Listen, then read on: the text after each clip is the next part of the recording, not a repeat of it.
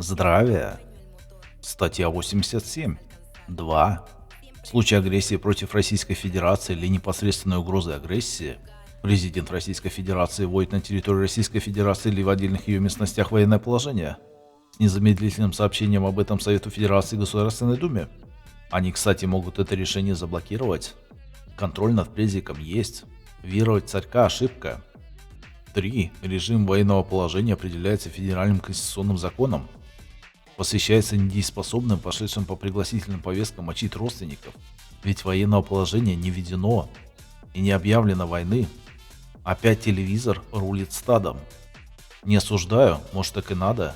Человек должен развиваться по жизни, а не стоять на месте или деградировать.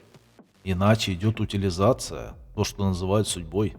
Даже срочная служба ВС РФ добровольная.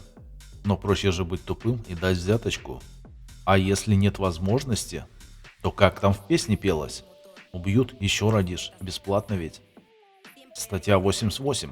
Президент Российской Федерации при обстоятельствах и в порядке, предусмотренном Федеральным конституционным законом, вводит на территории Российской Федерации или в отдельных ее местностях чрезвычайное положение с незамедлительным сообщением об этом Совету Федерации и Государственной Думе. Это важная статья, ибо при ЧС они собираются ограничивать права недееспособных. Иногда это оправдано, иногда нет. Но, например, помните, недавно произошел геноцид через ношение тряпочек на лице. ЧС не вводили, а режим повышенной готовности только для служб РСЧС. То есть народ кошмарили кассирши охранники на местах. Общался с верующими вирусы. Включить голову и переведить их невозможно. Отлетела же куча таких же развитых знакомых и друзей. Это как с гражданами СССР. Им просто хочется веровать в силу религиозных чувств к теме. Статья 89. Президент Российской Федерации решает вопросы гражданства Российской Федерации о предоставлении политического убежища. Это интересная тема, поскольку регулярно выходят неподписанные указы на очередных, извиняюсь, узбеков о выдаче им чего-то там. Естественно, в большинстве тем, кто забашлял режиму. Мы бабульку из ВНА Украины перевозили, наверное, уже лет 20 назад, после смерти деда, который решил после службы там осесть. У меня, кстати, на всей территории СССР куча родственников, но сегодня телевизор рассказывает, что часть из них боевики и террористы.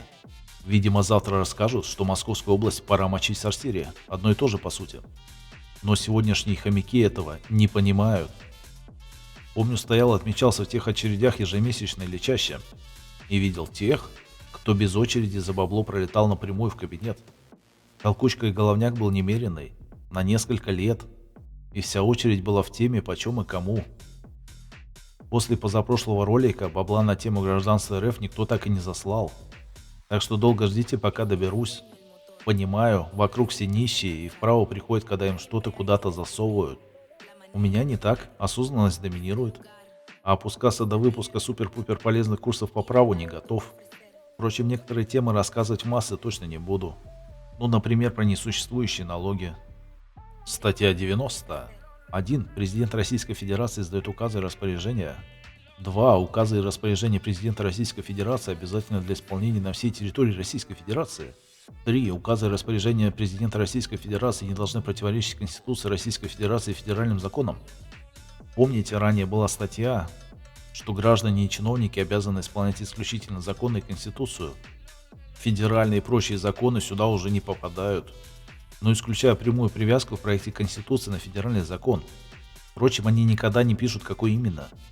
По сути, вся их писанина направлена на чиновников и одаренных, по неизвестной причине считающих себя гражданами РФ или СССР, и они часто не уточняют, каких именно граждан. Так что давай, будь лохом, признай себя гражданином и отгребай проблем по жизни. Всем добра, здоровья, процветания и денег.